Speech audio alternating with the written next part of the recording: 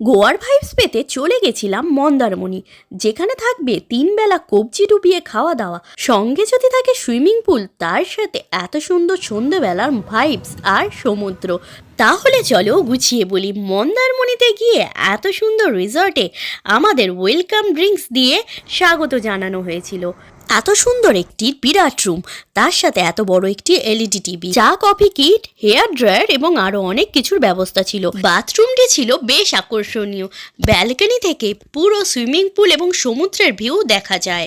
এই সুইমিং পুলটি কিন্তু শুধু সুইমিং পুল নয়, সুইমিং পুলের সাথে ওয়াটার রাইডের ব্যবস্থা রয়েছে। এত সুন্দর পরিবেশে সারাদিনটা কিভাবে কেটে যাবে বুঝে উঠতে পারবে না। আর সঙ্গে রয়েছে খাওয়া দাওয়া, ডাব চিংড়ি, হান্ডি চিকেন, কাঁকড়া এবং আরো কত কি। আমাদের কিন্তু খাবারগুলি বেশ লেগেছিল। সন্ধ্যেবেলার মায়াবী আলো রিসর্টটির চেহারা একেবারেই বদলে যায়। পরের দিন কমপ্লিমেন্টারি ব্রেকফাস্টের ব্যবস্থা ছিল।